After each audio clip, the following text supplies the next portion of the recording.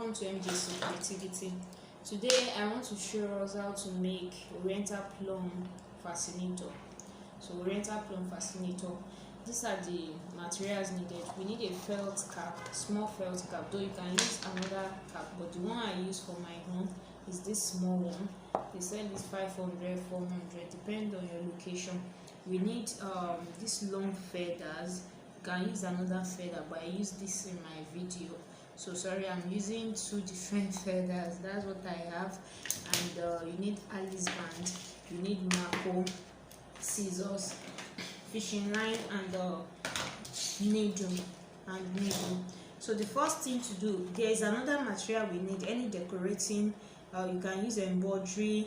I don't have it presently, but before the end of the video I will show us the embroidery I want to use. So I just created one like a curve on my marco.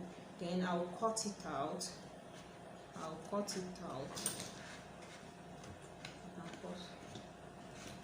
So I have this one. I used two. So you use the first one to cut out the second one. I have it now. Next thing is to pick our needle, put your fishing line inside the needle, 0.35 fishing line. Just cut your convenient size that you can work with, tie it. So now I have my needle. It depends on the position. These are how it will sit on the head.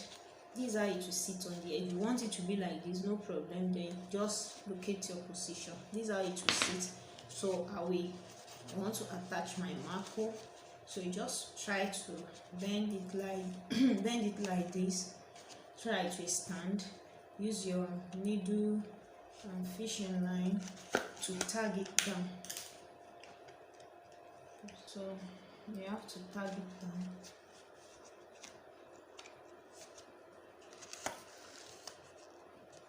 See what I have now. Now you take your feather, put it here at the middle here, and I'll tag it to it also. So I'll tag my feather standing. The purpose of using marco on it is that so that we can have it standing. It will be a bit difficult if you don't have anything that feather will rest on the cap. If you just put it on the cap, it may not work, it may be bending. But if you want it to stand the way it's standing on the video, on that hat, you have to apply these techniques. That's why it looks simple, but it's a bit technical. So also, if you want, it depends on how full customer wants the feathers to be. So for the one I display with that green feather, I use two, and each pack of the feather, it depends on your location, between 2,500 to 2,000 depending on your location, or 3,000. So you know how to bill customer when you are billing them for all those things. So once you're done, you can see it's already standing with this.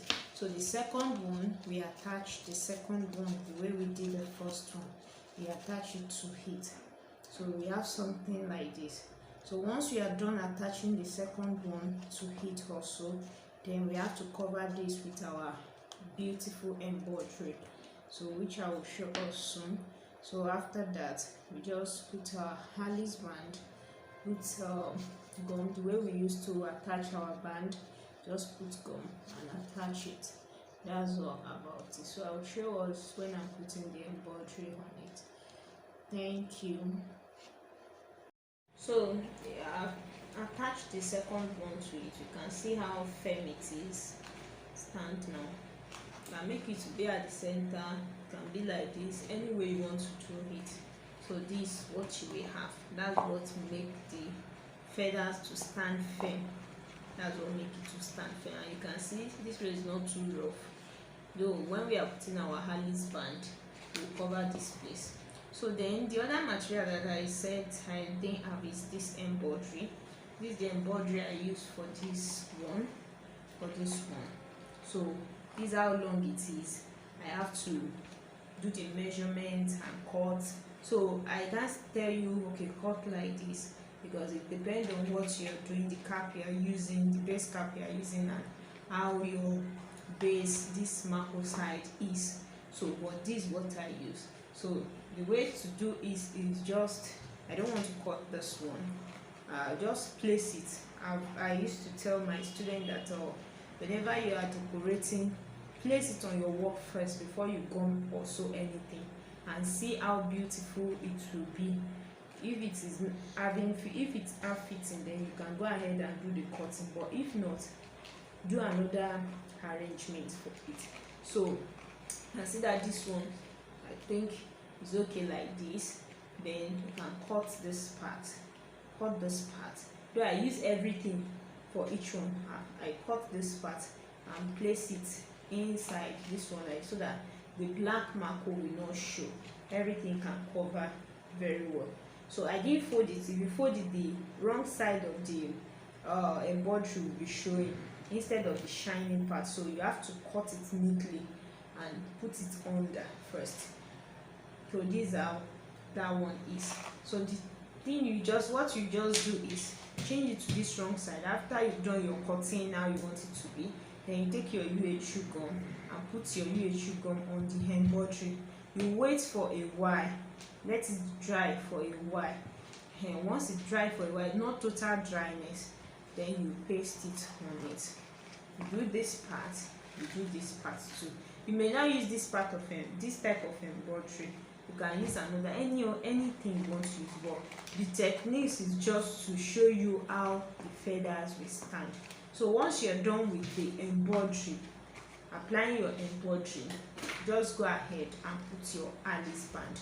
Alice band is just place it on how you want it to sit on the head. I want it to sit like this or like this. How you want it to sit at the head, place it. Then you cut your any pieces of cinnamon or mat or anything that can make something to stand firm.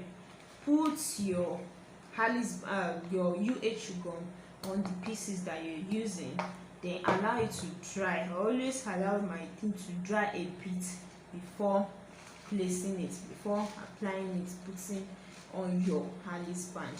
Once you do that, just put it down, let it dry totally, then it's done. You can see this one is firm, nothing will happen, everything is firm. I didn't sew Alice band on it, and it's firm, very firm. This part too is firm, you can see it is firm.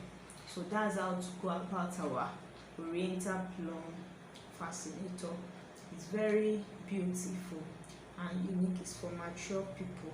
So thanks for watching this video. Kindly like our page on Facebook at Majestic Crown Creations, on YouTube MJC Space Creativity, and on Instagram MJC Creativity 20. Thank you.